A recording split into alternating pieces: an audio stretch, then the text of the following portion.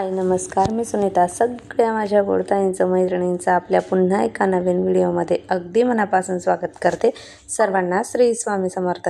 तुमचा सगळ्यांचा आजचा दिवस खूप छान आनंदाचा आणि आरोग्यदायी जावो अशी स्वामींच्या चरणी प्रार्थना करते आणि आजच्या व्हिडिओला सुरुवात करते. तर पाडव्याच्या दिवशी मग लक्ष्मीपूजनाची पूजा वगैरे आवरून मग मी आलेली होती भावाच्या घरी. भाऊ इथं डोंबिवलीलाच राहतो, तुम्हाला आधीच्या व्हिडिओमध्ये सांगितलेलंच होतं. तर तिकडे मस्त सकाळ सकाळी छान असं त्यांच्या बाल्कनीतून जो व्ह्यू आहे ना तो तुम्हाला दाखवत आहे. मस्त छान स्विमिंग पूल वगैरे, इकडे गार्डन वगैरे सगळं काही जो व्ह्यू आहे ना तो खूप छान आहे. तर चला म्हटलं तुमच्यासोबतही शेअर करूया. आणि त्यानंतर मग इथे त्यांचं देवघर जे आहे ते तुम्हाला दाखवूया. तर फर्निचरमध्येच त्यांनी अशा पद्धतीने इकडच्या साईडला मस्त छान असं देवघर तयार करून घेतलेलं आहे, म्हणजे जेणेकरून खाली देवांचं सगळं काही साहित्य वगैरे ठेवता येईल किंवा मस्त छान मोकळं वाटतं असं वरती जर देवघर असलं तर. आणि त्यानंतर मग आमचं भाऊबीजेची तयारी जी होती दुसऱ्या दिवसाचा व्हिडिओ तुम्हाला दाखवत आहे. त्यानंतर माझ्याने दुसरं काही शूट वगैरे केलं गेलं नाही. खूप सारी गर्दी वगैरे, मम्मी पप्पा बहीण तिची मुलं भावाची मुलं सगळी काही गर्दी असल्यामुळे गोंधळच झाला सगळा आणि संपूर्ण. त्यामुळे काहीच तुमच्यासोबत शेअर वगैरे काही करता आलं नाही. जेवढं काही घेता आलं एवढ्या 2-1 दिवसामध्ये ते मग मी तुम्हाला ह्या व्हिडिओच्या माध्यमातून दाखवत आहे. तर असं मग दुसऱ्या दिवशी भाऊबीज होती. तर भाऊबीजेची पूजा वगैरे जी होती आधी लहान मुलांची वगैरे संपूर्ण करून झाली. बहिणीचा मुलगा, भावाचा मुलगा, माझ्या दोघी मुली आणि बहिणीची मुलगी, भावाची मुलगी अशा संपूर्ण सगळ्यांची लहान मंडळीची भाऊबीज वगैरे करून झाल्यानंतर मग आम्ही इथं आमची भाऊबीज होती ती करून घेतली. तर ही माझी बहीण आहे. तर अगोदर माझं ओवाळून झालं आणि त्यानंतर मग बहिणीने केलं. आणि दुपारची जेवणं वगैरे झाली आणि दुपारी ना आईस्क्रीम वगैरे आणलेली होती. पण जेवण वगैरे खूप छान झालेलं असल्यामुळे काही आईस्क्रीम खाण्याचं लक्षातच राहिलं नाही. मग आम्ही रात्री काढलेली होती खाण्यासाठी सगळ्यांना मस्त छान बाउलमध्ये.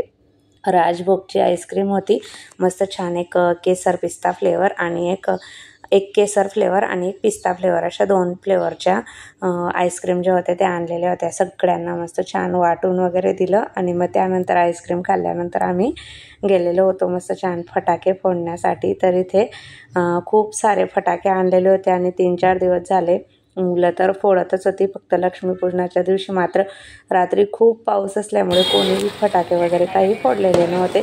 सगळे घरातच होते त्या दिवशी, कारण खूप जास्त पाऊस, लाईट वगैरे खूप गोंधळ झालेला होता लक्ष्मीपूजनाच्या दिवशी. तर हे लोक काही खाली त्या दिवशी आलेले नव्हते म्हणून काही फटाके वगैरे फोडलेले नव्हते. तर म्हटले चला आज सगळेजण सोबत आहोत आणि मग सगळ्यांनी मिळून मस्त छान फटाक्यांचा आनंद जो आहे तो घेऊया. मला तर फटाके आवडत नाही, मला भीतीच वाटते फटाक्यांची. फक्त थोडंफार चक्कर वगैरे किंवा पाऊस वगैरे असला तेवढंच. तर मुलांना मात्र खूप जास्त आवडतं. वाटत नव्हतं की दोघेही फटाके वगैरे फोडतील. परीला तर भीतीच वाटते, भावाची मुलगी, तिला साधी आपली फुलझडी जरी दिली ना तरी पण तिला भीती वाटते. तर तेही ती फोडत नाही, तीसुद्धा तिला भीती वाटते हातात धरण्याची. पण बाकीचे सगळे मात्र खूप आनंद घेत होते आणि फटाके वगैरे फोडत होते. पण मला जास्त फटाक्यांचा आवाज वगैरे, पण मुलांची हौस म्हणून हे सगळं करावं लागतं. खूप जास्त भीती मला वाटते. मुलांना काही घाबरत नाही, मात्र मुलं अगदी बिनधास्तपणे मस्त छान असे फटाक्यांचा आनंद जो आहे तो घेत असतात. तर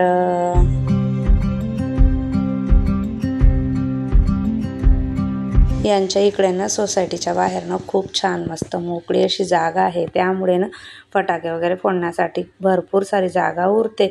पण आमच्या इकडे कसं जरा रस्ता म्हणजे गेटच्या आतमध्ये कोणीच फोडू देत नाही, परमिशन नसल्यामुळे बाहेर जावं लागतं. त्यामुळे जागेचा खूप म्हणजे जागा कमी पडते. आणि इथं ना माझे पप्पा संपूर्ण फटाके घेऊन बसलेले होते. सगळ्यांना जे जे मागतील ते बाबा मला हे द्या, बाबा मला ते द्या, सगळेजण इकडून मागून घेऊन जात होते आणि ते त्यांना एक एक करून देत होते. तर ही पण छोटी येत होती बाबा आम्हाला द्या म्हणून. आणि ती अगदी 2 वर्षाचीच आहे, पण ती अजिबात घाबरत नव्हती. एवढा फटाक्यांचा आवाज होता तरी देखील तिला भीती वाटत नव्हती. अगदी मस्त छान आनंदाने आपल्या फुलझड्या ज्या आहेत ना ती लावत होती, किंवा तो लसूण फटाका वगैरे जो आहे ना तो आम्ही तिला देत होतो लावण्यासाठी. तर ती फोडत होती. आणि मग इथे मी पाऊस जो होता ना तो लावून घेतला होता. 1-2च वेळा मी फक्त तेवढं लावले फटाके आणि बाकी काहीच नाही. मग दुसरं असंच चक्कर वगैरे जे होतात ना तेच आणलेले होते आणि रॉकेट वगैरे त्यांच्याकडे अलाउड नाही आहेत, कारण ते कुठेही उडतात आणि सोसायटीमध्ये काही कसं भीती वाटते घरात वगैरे जाण्याची. त्यामुळे असं फुलझड्या आणि चक्कर किंवा आपले पाऊस असे फटाके जे होते ना तेच होते.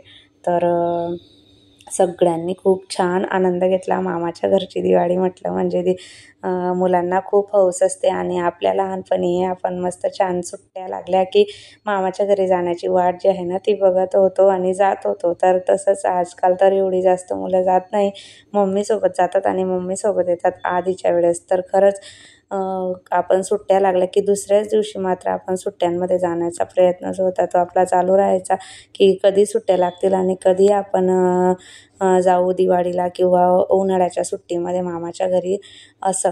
तरी ते सगळेजण यावेळेस एकत्र आलेले होते आणि मस्त छान अशी मज्जा जी होती ना ती इथे करत होते आणि सगळ्यांनी छान एन्जॉय जो होता तो केलेला होता.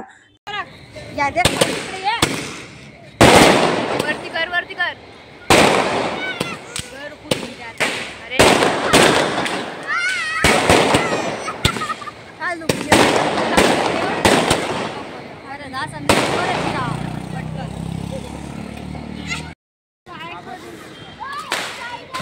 बाबू साईडला.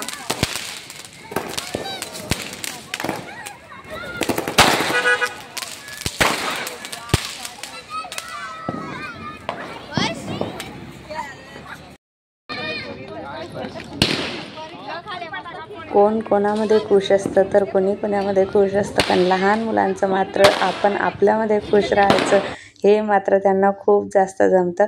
बाकीचे सगळे फटाक्यांचा आनंद घेत आहेत, पण हिला मात्र काय कळत आहे काय माहिती. तिची मस्त छान डान्स वगैरे करत होती आणि मस्त खेळत होती, बघत होती सगळ्यांकडे कोण काय करत आहे. तर याच्याने मात्र खूप जास्त धूर होत होता आणि पॉल्युशन वगैरे होतं. हे मला काही आवडलं नाही. ही परीला तर मात्र काहीच लावायला नको, तिला तिची मम्मी बळजबरीने देत होती, पण तरीही तिला मात्र काही फटाक्यांची आवड नाही किंवा भीती खूप जास्त तिला वाटत होती.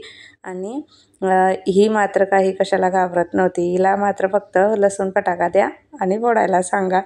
तर लहान मुलं खरंच खूप निरागस असतात. अगदी छोट्या छोट्या गोष्टींमध्ये ते खूप खुश असतात. सगळे काही फटाके फोडून झाल्यानंतर मग आम्ही आलेलो होतो सोसायटीमध्ये. 11 वाजलेले होते रात्री, खूप जास्त उशीर झालेला. पण दिवाळीच्या वेळेस मात्र सगळेजण जागीच असतात किंवा दिवाळीचा आनंद जो आहे तो घेत असतात. तर शेवटी आम्ही सोसायटीमध्ये इथं त्यांचा आलेलो होतो. मस्त छान आहे ना त्यांच्या इथं किल्ला बनवलेला होता महाराजांचा. तर कोंढाण्याचा किल्ला होता. हो, तर खूप छान असा किल्ला बनवलेला होता आणि मस्त छान किल्ल्याची सजावट वगैरे जी होती ना ती खूप छान पद्धतीने त्यांनी केलेली होती. अगदी सगळीकडे मस्त मावळे वगैरे जे काही किल्ल्याची चोरवाट सगळं काही खूप छान पद्धतीने त्यांनी इथं बनवलेलं होतं. वरती महाराजांचं हे ठेवलेलं आहे आणि एका साईडला खूप छान अशी रांगोळी जी होती ना राजेंची ती काढलेली होती. आणि परत त्यानंतर दुसरीकडे परत त्यांनी एक लादीवरती परत महाराजांचं रांगोळी काढून आणलेली होती. सगळेजण मग इथे सोसायटीतले येऊन किल्ल्याकडे म्हणजे तिकडे बघतच राहावं असं वाटत होतं. इतकं छान पद्धतीने त्यांनी इथे बनवलेलं होतं. खूप जास्त म्हणजे दिवस लागले असतील त्यांना हे बनवण्यासाठी, तरी भरपूर वेळ लागला असेल. तर अशी रांगोळी जी महाराजांची काढलेली होती ना इतकी छान आणि सुरेख रांगोळी काढलेली होती, मस्त काढलेली होती. आणि दुसरीकडे अशी मोठी रांगोळी काढलेली होती. तर सोसायटी खूप छान आहे आणि गार्डन वगैरे संपूर्ण जे काही आहे ना खूप छान पद्धतीने त्यांनी सजवलेलं होतं. आणि सगळीकडे पण रात्री उशीर झाल्यामुळे आम्ही बाकीच्या साईडला काही गेलो नाही. जे काही इकडचंच फक्त गेटच्या समोरचं होतं ना त्यांच्या सोसायटीच्या समोरचं तेवढंच मी ते शूटिंगमध्ये घेतलेलं होतं.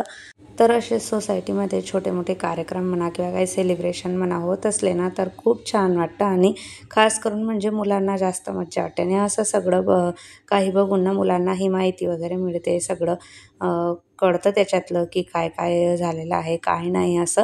तर सगळे मुलं मात्र मन लावून बघत होते आणि सगळ्यांना आवडतही होतं, कारण इतक्या छान पद्धतीने त्यांनी किल्ला जो होता ना तो बनवलेलाच होता. खूप छान वाटत होतं. असो ताईंनो, अशी दिवाळीची जी मुलांनी धमाल जी होती ना मामाच्या घरची ती केलेली होती. तर कसा वाटला व्हिडिओ कमेंट करून नक्की सांगा. सोबतच नेहमीप्रमाणे व्हिडिओ आवडला असेल तर व्हिडिओला लाईक करा, शेअर करा, कमेंट करा. व्हिडिओ पहिल्यांदा बघत असाल तर प्लीज आपल्या चॅनलला सबस्क्राईब करा आणि लाईक केल्यानंतर ना खाली कमेंटच्या इथं हाईप येतं ते काय आहे ते करा आणि कॉईन वाढवून द्या. आणि कसा वाटला व्हिडिओ कमेंटमध्ये सांगायला विसरू नका. सोबतच नेहमीप्रमाणे तुम्हाला व्हिडिओ आवडला असेल तर लाईक, शेअर, सबस्क्राईब नक्की करा. भेटूया पुन्हा अशाच नवीन व्हिडिओसह. तोपर्यंत सर्वांना बाय आणि श्री स्वामी समर्थ.